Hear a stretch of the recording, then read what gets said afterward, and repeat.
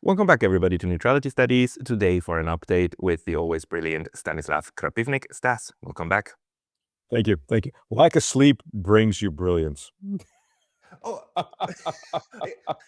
I'm Or insanity. I'm not hoping quite sure which.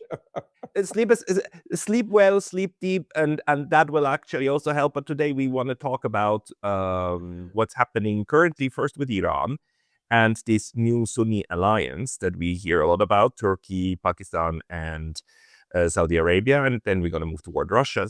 What is your take at this alliance? My take is, if they don't give us the alliance text, which they haven't, they're not really serious about it.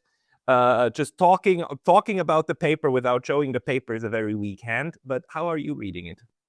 The Me Too movement, the new Me Too movement, Middle East Treaty Organization. Well, I mean, it made a splash, but again, you're right. We don't have anything but foreign ministry statements at this point, and something about a NATO Article 5 um, uh, type announcement. Well, first of all, NATO Article 5. What a lot of people don't realize, an attack on one is an attack on all. True, that's written in there.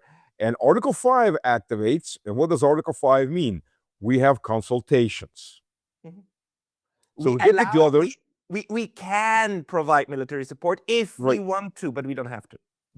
But we all decide individually, not as a collective, after these consultations, what military support is. So one country sends a tank division, another country sends 10,000 helmets, and a third country puts up candles and prays. That's support. That's all support. We thought about you, we prayed for you, and then we went home.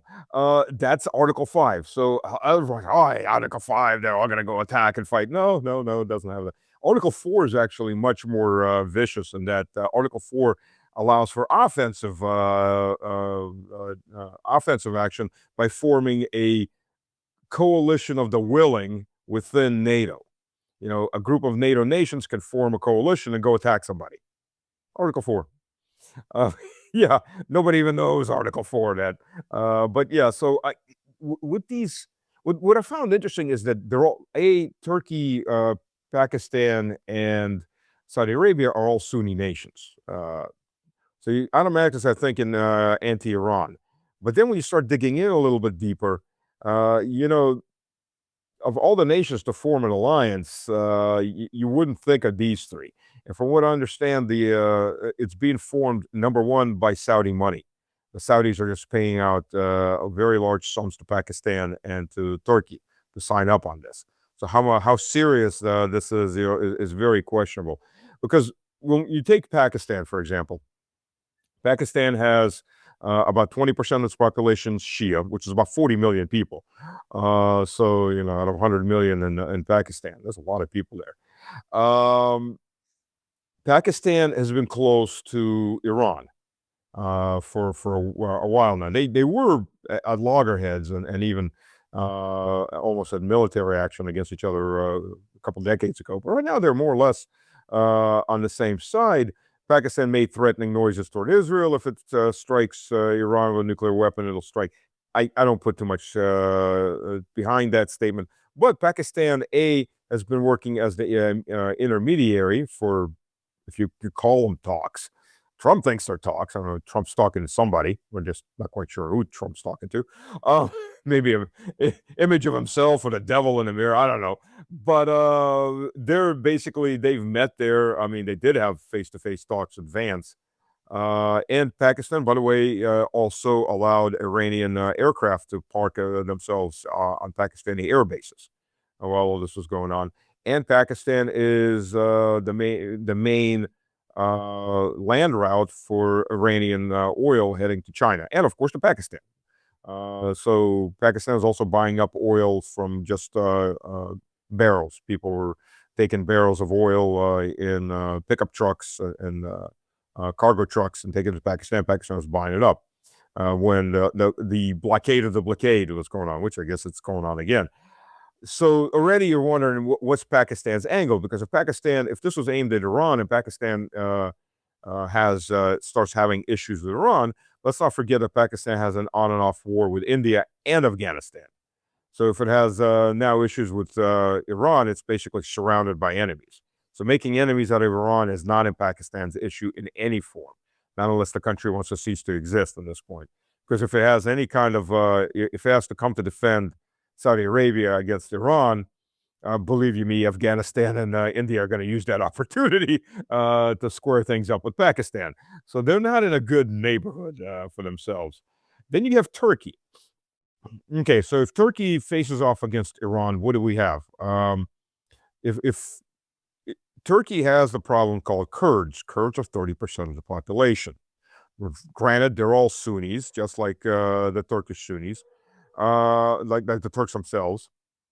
But if it all breaks out and you wind up with having any kind of conflict, there's a chance of Kurdish resistance movements in Iran, which are going to be equivalent to the Kurdish resistance movements in Turkey, and Turkey is not going to tolerate any of that, any kind of Kurdish states on its border, because again, a third of their population, the Iraqi, Syrian, and Iranian Kurds are minorities, or are relatively smaller minorities in those countries. But again, in Turkey, it's 30% of the population, and they have a long history of armed resistance, very armed resistance. So the Turks don't have that big of an incentive to go against Iran. And then you have Saudi Arabia, which itself is now in a war with the Houthis, who are Shia, and obviously supported by Iran. And they've already, just 4 days ago, one of the Aramco refineries was burning. And again, this is a war that Saudi started again. Hey, just a very quick note, the best way to support this channel is by signing up for my free Substack. You can also help with a paid subscription there, or you can get some of our new merch on neutralitystudies.com. Links below. See you there. Really stupid kind of thing to do when you're already in a war with Iran. I mean, it's like one of these choices where I really wonder who made that, because it seemed to me also, I mean, even the Americans can't have had that much interest in this. I still don't get it. Yeah, maybe they were thinking they're playing video games again, where they could just reload the previous life from the past save.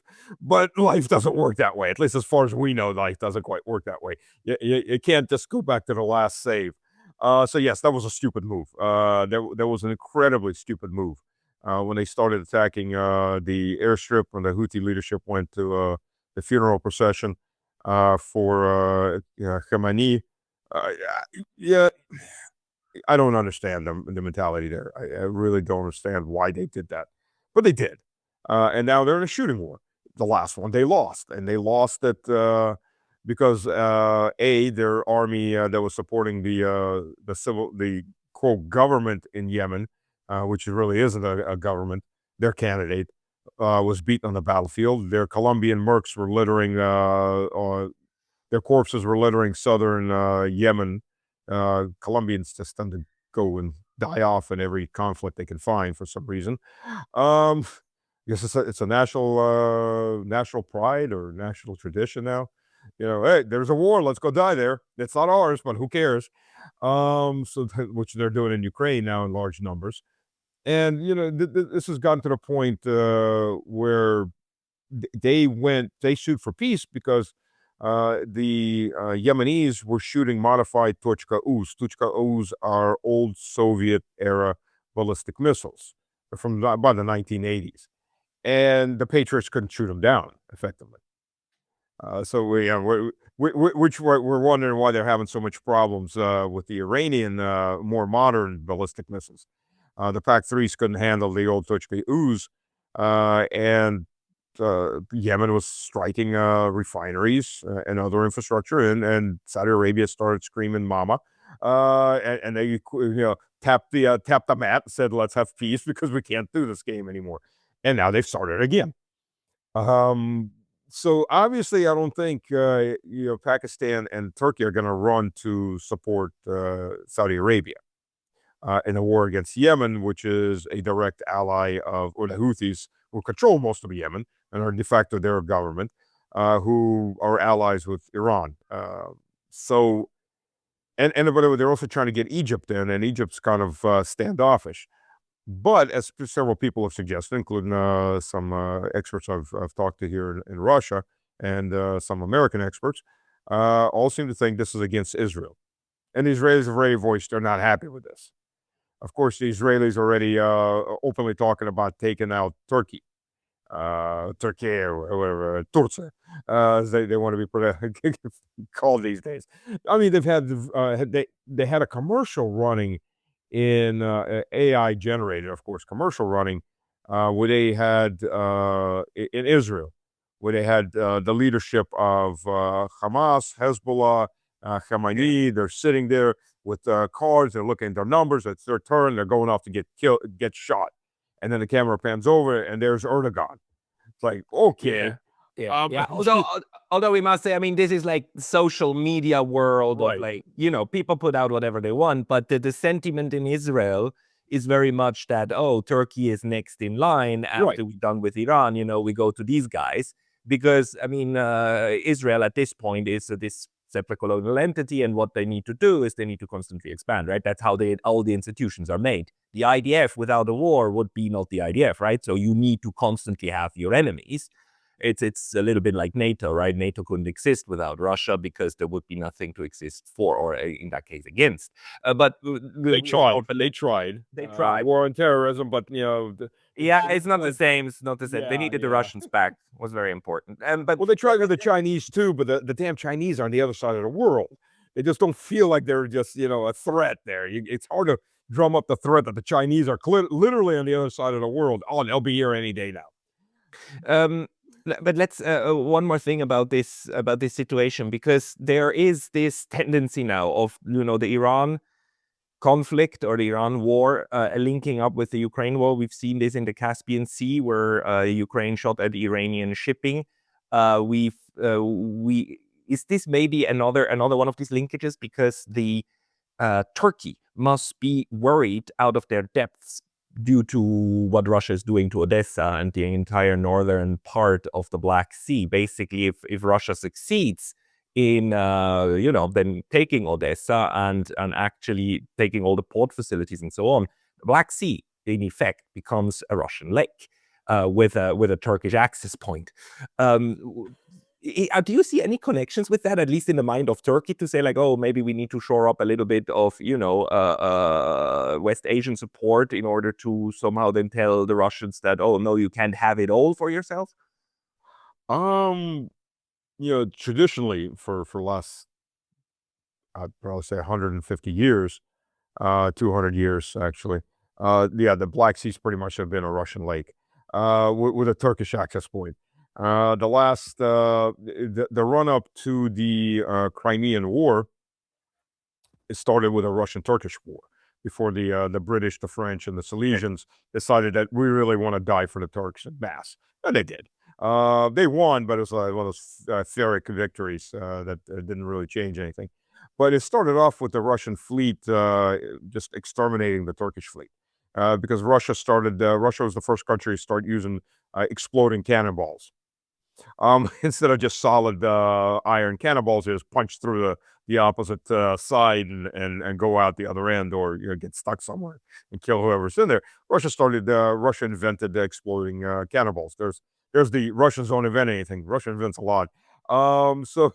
And they just wiped out the Turkish fleet. And that was the massacre of the Turkish fleet. And that was used, by the way, as propaganda for the British and the French to come in and then enter the war. So, and after that, the Black Sea effectively, after the Crimean War, Russia was allowed to have a fleet for 20 years, and a year later they rebuilt their fleet. So after that, it was pretty much a Russian lake. So yes, the Turks aren't happy with that. Obviously, they wanted it to be a Turkish lake. And while we're at it, of course, they've had their shipping hit by both sides now. For quite a few times, they had their shipping hit by by Ukraine, and the population in Turkey is very livid. But Erdogan is Erdogan. He'll make in the direction of Ukraine, he wouldn't make any statements. You see, one of the things, one of the reasons Erdogan was also backing this, the treaty that ceded Crimea to Russia, because Crimea wasn't originally Crimea was Russian, or parts of Crimea were Russian, and part were Greek. And then when the Mongols arrived, it became Mongol, because the Crimean Tatars are not Tatars. There's no such thing as a Tatar. Tatars never left Mongolia. Genghis Khan killed them all off to avenge his father. They're Mongols. And just when the Golden Horde fell apart, they were the Crimean Khaganate. And then under Ivan Grozny, Ivan the Feared, not the Terrible, the Feared, the Khaganate invaded, tried to wipe out and conquer Moscow. They got up close enough to the city at the Battle of Maladoy, they were wiped out. And there were some janissaries there from the Turks, because the Turks were trying to vassalize them. I mean, they were more or less Turkish vassals at that point. And then after that, the whole nobility was wiped out. Most of the warrior class was wiped out. And Turkey vassalized the Khaganate, and then they just turned it into part of the Ottoman Empire. So when Russia retook and conquered the rest of Crimea, the treaty that ceded it specifically stated that it's now Russian territory into perpetuity, but if it ever no longer becomes Russian territory, it goes back to Turkey or the Ottoman Empire. So the Turks are very happy to have Ukraine falling apart, because by treaty, supposedly they would get Crimea back. And unfortunately for them, that didn't quite go that way. Crimea flipped over back to Russia. So the Turks they were actually making plans on that. Oh yeah, by treaty we can get this back. Well, no, you can't. So this is at this point, this is a 250-year-old treaty, or almost a 300-year-old treaty. So the Turks are less than happy, of course, and now Russia's escalated after the advanced 40 days of maximum pressure to force Moscow to the suicide table. Negotiations table. Where Moscow will commit harikari, and the rest of the government will just walk out in the Red Square and shoot themselves. The Western dream, pipe dream, but it's the Western dream. That's why they're now screaming, and the Turks are now going back, let's do another grain corridor. Well, no. That's another form of, let's do another ceasefire. Just like they're not asking for a ceasefire in the air, ceasefire in the water, let's do a ceasefire everywhere. Yeah, and that's just going to prolong the war even longer, because they just use that as time to recoup and put the Ukrainian, what's left of the Ukrainian army back on its feet. Yeah, it's quite astonishing to me, these ideas that are currently coming out of the West, including, of course, as ceasefire in the sky, or what they called it, or like a truce in the sky. It's like, yeah, so you're asking the power that is currently winning militarily, that you're still, by the way, pretending is losing, to cease using the advantage because of what? That's just part and parcel of the propaganda lunacy that's going on. The more significant thing to me is that, again, we see how these theaters start linking up, and especially how the Ukraine war for 4.5 years was a land war. Anything that happened on the high sea was a minor thing. I mean, even the sinking of the Moskwa, it was sunk basically in port, right? That was not a sea battle. The European Union has, from the beginning, said like, oh, we have this shadow fleet, nonsense term, absolute, but they didn't have the means to follow up on that. Now, recently, they've started to systematically even seize certain ships, and the Ukrainians, again, they target shipping, not just Russian shipping, but Turkish shipping and even Iranian shipping.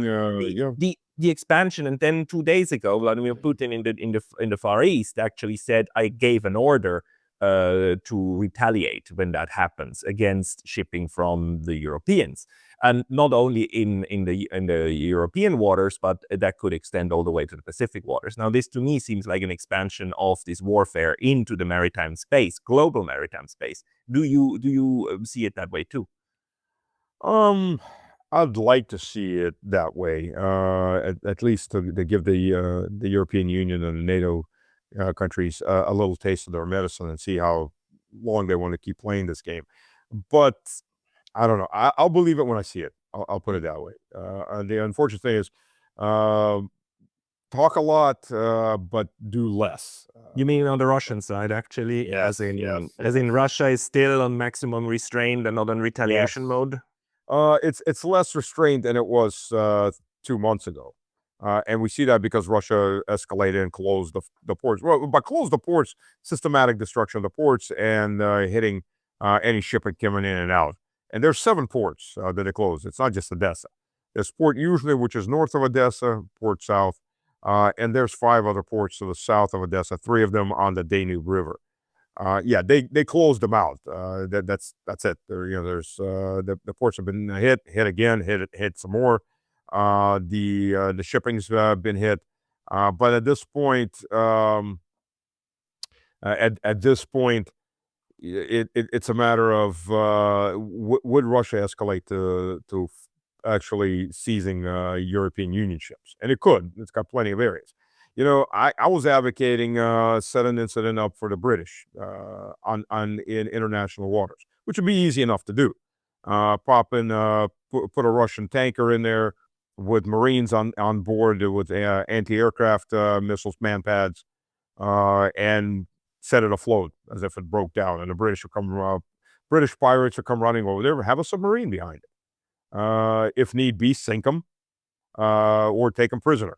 At that point, stand down or you'll be sunk, and use it. These are British pirates, and see what the British government does then, because the British Navy is a joke. I mean, they're no longer queen of the seas; they're barely queen of a puddle. Most of their fleet is broken. The vast majority of what little fleet they have is broken. We saw one destroyer that went out to support Donald Trump, and it broke down as soon as it got into the channel. They're using cutters and helicopters at this point to seize ships, and it's piracy. It's absolute piracy because they're in international waters. So set up an incident and bring it to a head. If you want a war, you're going to have a war. Otherwise, stand down and go back to normal relations. Or with the British, it's hardly ever normal relations. Go back to acting civilized. But the problem is Russia hasn't done anything like that.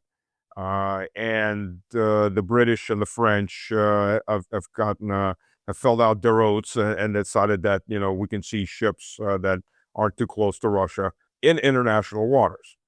And there's been strikes on Russian ships in the Mediterranean. They blame it on the Ukrainians. I'm sorry. The Ukrainians are not located with a bunch of drones in the Aegean Islands. Looking for a Russian ship that's in the middle of the Mediterranean passing the Aegean Islands, but in international waters, you kind of need satellites for that.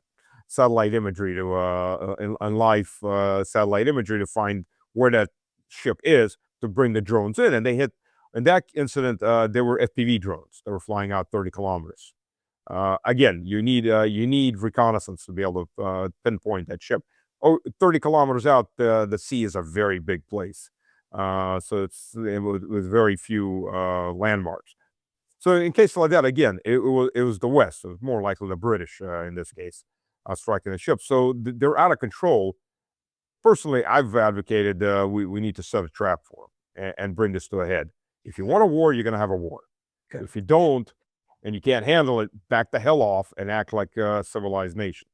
And I think your advocacy inside Russia is one that is probably currently gaining traction. I mean, these types of arguments, as in Russia must finally start to do what Iran did, which is to reestablish reciprocity, because the West got very much accustomed to do anything they want, and Russia just goes with maximum restraint, right? And therefore, we can blow up your wild berries factories, and what are you going to do, tough guy, right? They play that kind of game. But it seems that as of now, as of August 2026, the decision in the high command, in the highest chambers, which includes, of course, the office of Vladimir Putin, is like, no, we will not take the bait. We will not be provoked. We will continue to systematically and methodologically dismantle Ukraine as a state, as an entity, as a military threat.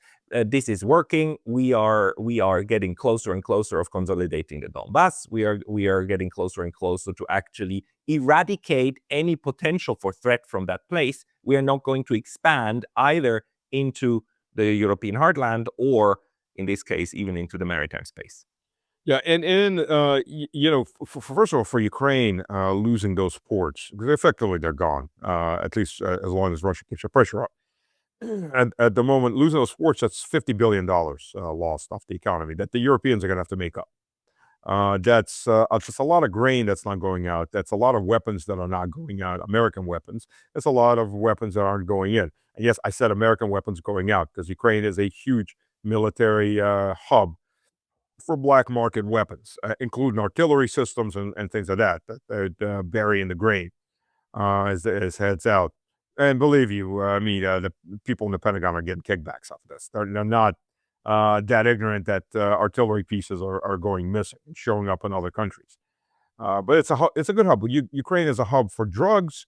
It's a hub for black market organs. It's a hub for for pedophilia. And again, organs. It's basically a hub for everything that is evil. That's what Ukraine's been turned into. Which, by the way, is something very normal to happen once the United States takes over a place, because what actually got rid of the drug trade in Afghanistan? Oh yeah, the Taliban coming back. 20 years, opium everywhere, and then Taliban are back, and they cut that stuff out immediately. It's quite insane. This also the Western obsession, with drugs and using these kind of outposts as laundry places. It's insane. Let's not forget, Queen Victoria was the first international drug baron in the world. You're next door to China, where Hong Kong was created, a city was built as a city just to funnel drugs into the rest of China. Let's not forget that the British fought 2 wars with China over their right to sell drugs in China, and we won both. So the problem with the Chinese are merchant. They're a merchant society. They're not a military society. So even though at that point the Chinese were the biggest economy in the world, to let that sink in. And after the Second Opium Wars, within 20 years, they lost 50% of their GDP. I mean, it's insane collapse of a society, because it wasn't just an economic collapse. It was an economic collapse built upon a societal collapse. The societal collapse was mass drug use, mass heroin use that the British were pumping in with just incredible speed. Yeah, and it's always the same pattern. And then you look back at the depictions in the West of these opium houses, and the image you get is like, oh, these silly Chinese, drug addict Chinese, they're responsible for their own demise. But that's the game. That's the West going in, killing, mass slaughtering people, and then blaming it on them for disappearing. Just like the silly North Americans who died of a flu, silly North Americans. And then luckily there was a land without a people for people without a land, right? Well, there was the 1881. I think it was 1881 congressional decision on the Indian question. Indians that go off the reservation, because or refuse to go on the reservation, and they usually went off the reservation because they were supposed to be fed by the federal government. They'd get rotting meat, or they wouldn't get anything until you have to go hunting. Going hunting is an act of war. The solution was bullet for the braves and the saber for the women and children. Why spend bullets? That's how you get an empty land. That's one of the ways you get an empty land. And that's slaughtering the population. Yeah, I'll just brought that up in order to remind us all of just how the West fights its wars, right? And how the West then creates the narratives around the victims that it creates. Luckily, every once in a while, you actually have people who bounce back.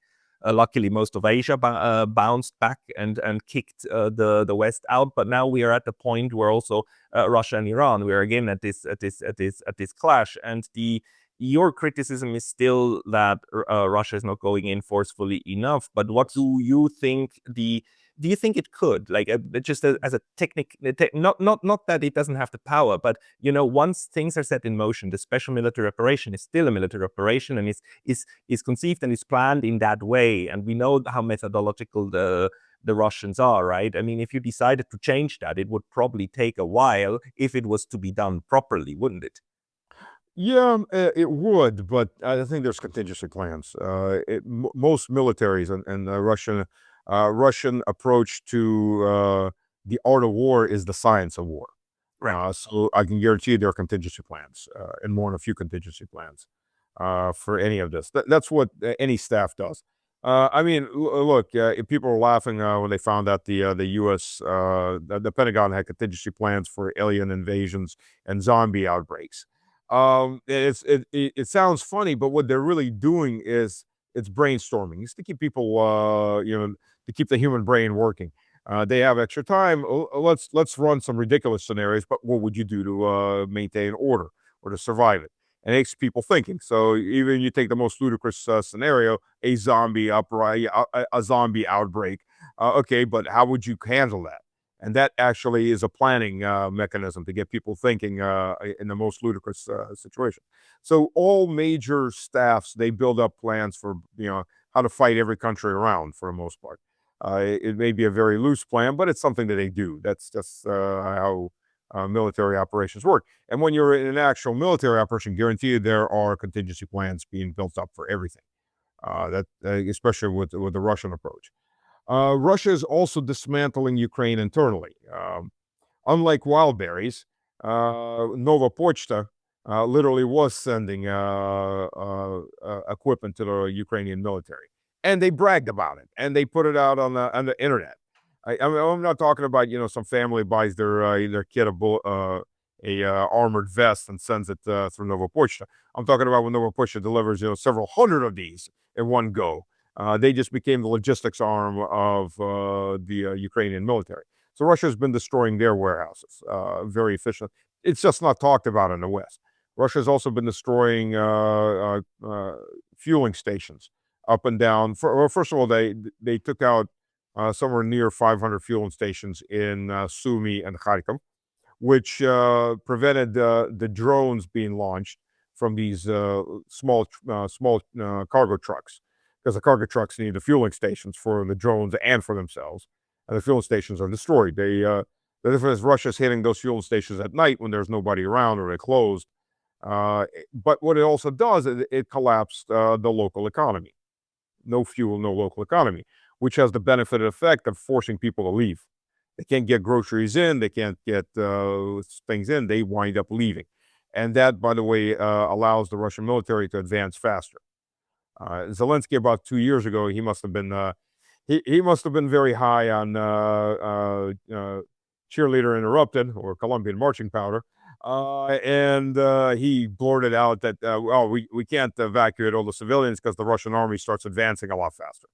Translation: we're using our people as human shields, knowing that the Russians are trying to avoid collateral damage, or as the Israelis call it, bonus points, uh, so civilian casualties. So this forces the civilians out themselves. Russia's also been hitting a lot of the grocery warehouses. So there's food shortages in Kiev, which again forces the people out, which clears the battlefield of civilians. There's no food, there's no fuel, people leave. That leaves only the Ukrainian soldiers to deal with.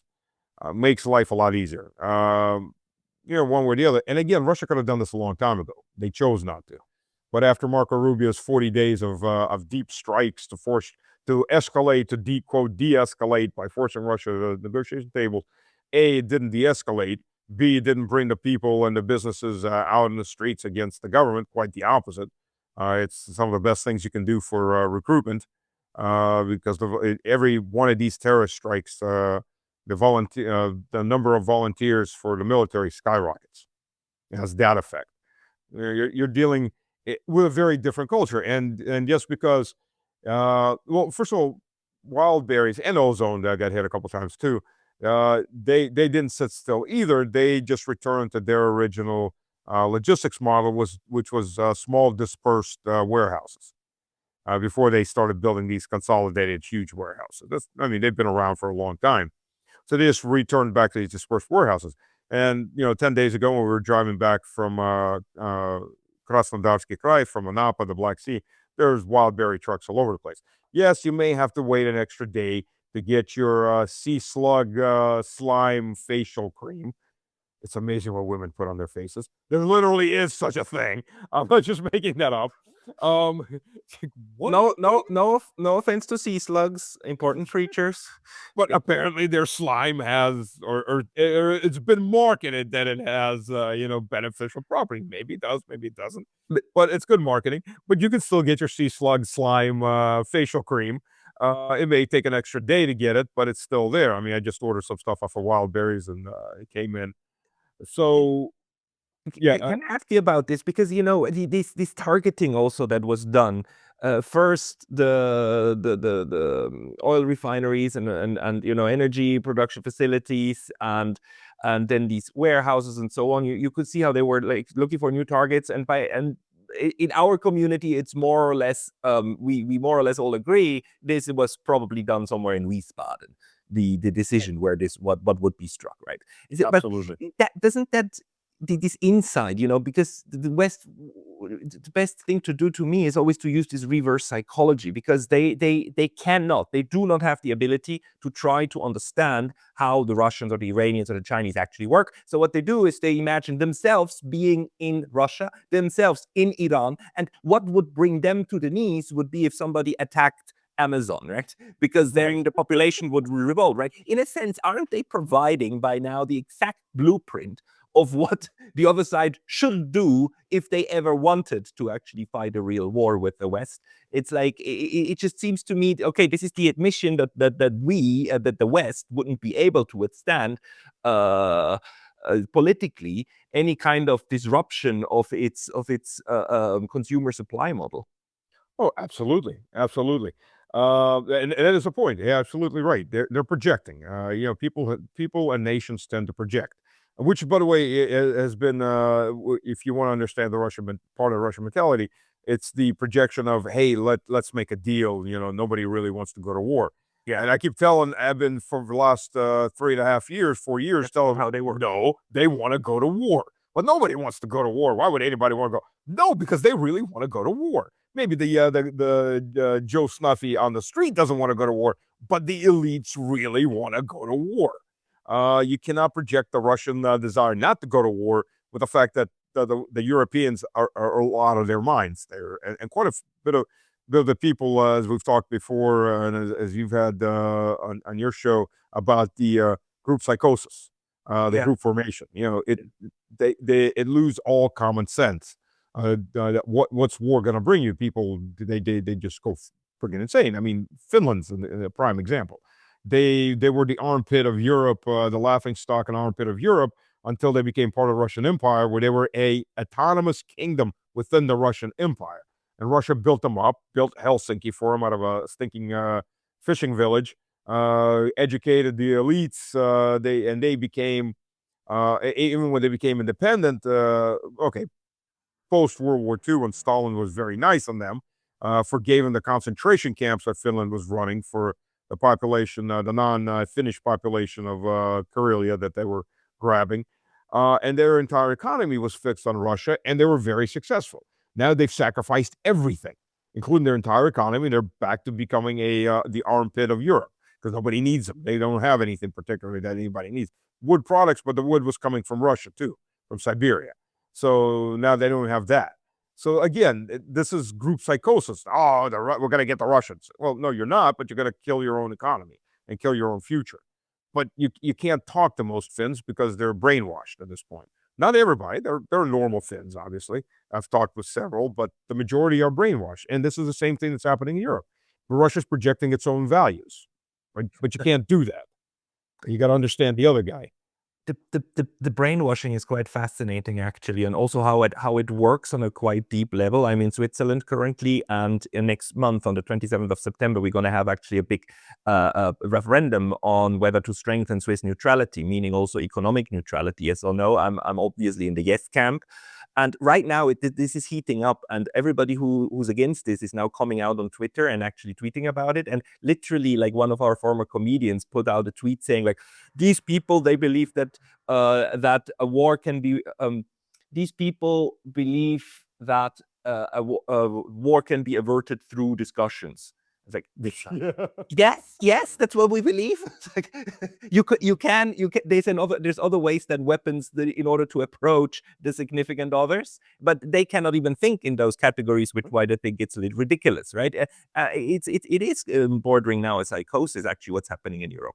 Oh yeah, yeah, and then the Russian side again, just and Russia is also guilty of this, just like the West is guilty, not understanding your opponent.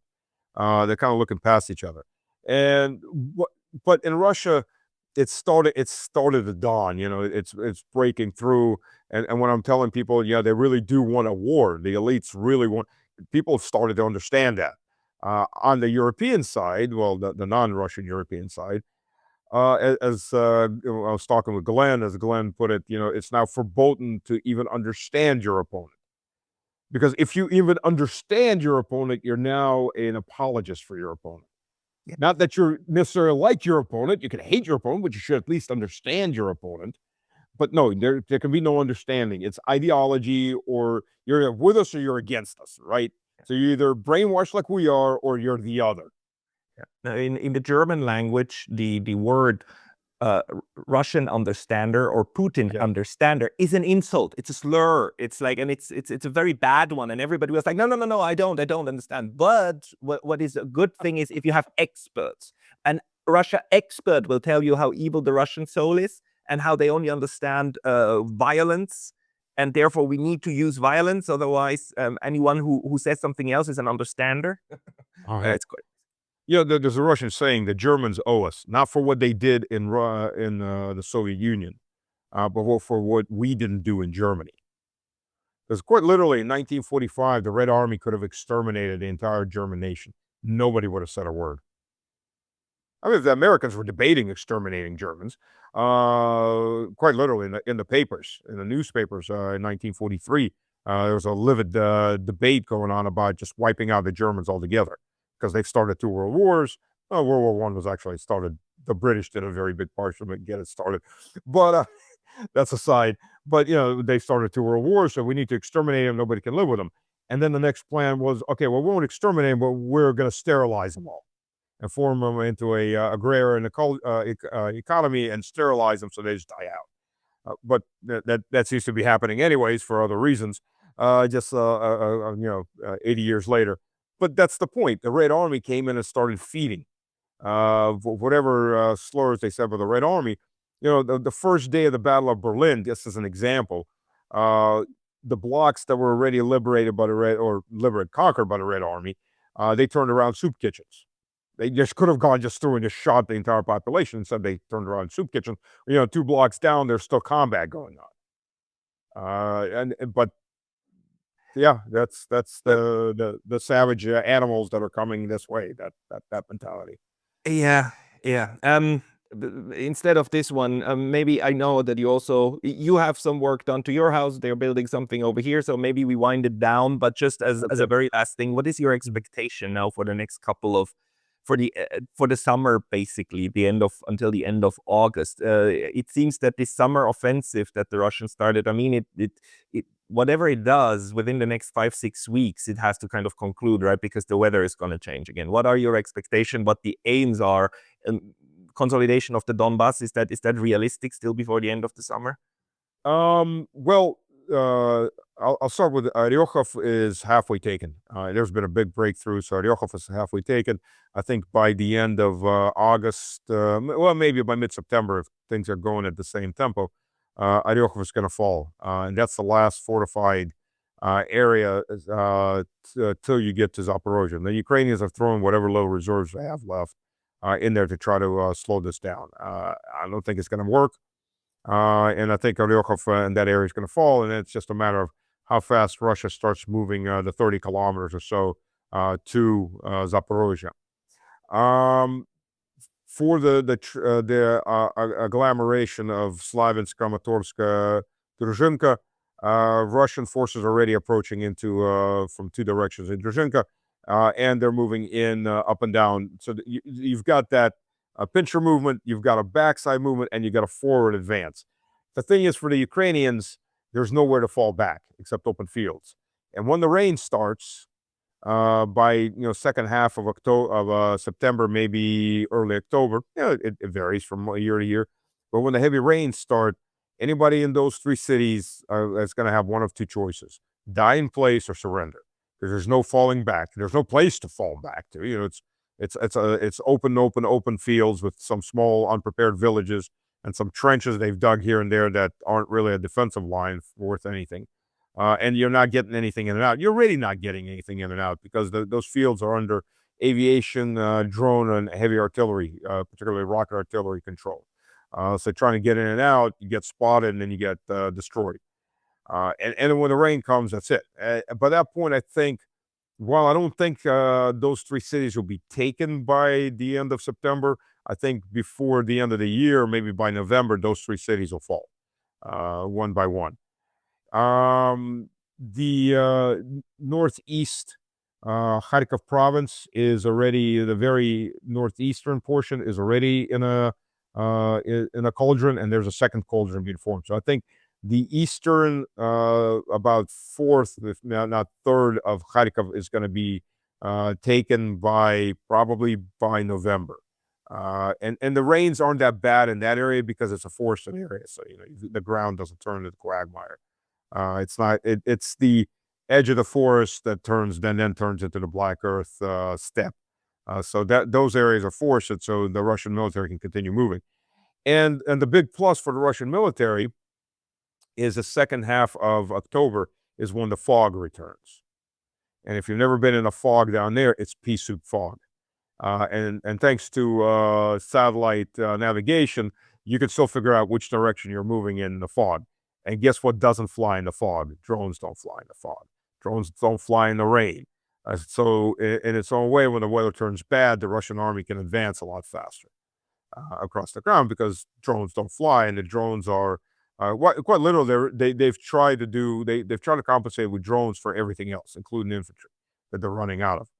So when the drones aren't able to fly, the Russian infantry can advance a lot faster because Russia has artillery, has everything that it needs against very thinned out Ukrainian forces. I wasn't aware of that. That's interesting. Drones are susceptible to fog and rain. They're basically good weather weapons. And they're susceptible to heavy. I mean, the drones we're talking about, the Quadro and the Octa drones, they're not that stable. That's a point on them. A heavy wind, if it's gale winds, they're not flying. Most light machinery isn't flying. Helicopters don't fly in heavy winds, let alone a plastic drone. When it's raining heavily, drones don't fly in the rain. And again, in the fog, I mean, they can fly in the fog, but it's pointless using them because you don't see anything. When the fog you're dealing with here is, you've got visibility for 1 to 2 meters, maybe 3 meters if it's a lighter fog. You're not going to launch drones because you're not going to see anything. If the drone is flying 5 meters up, you're not going to see anything on the ground. It's just all going to be a white sheet. It becomes very, very pointless. You can fly above the fog, but again, that's pointless because you don't know what's in the fog. And that's when the Russian forces start moving a lot faster.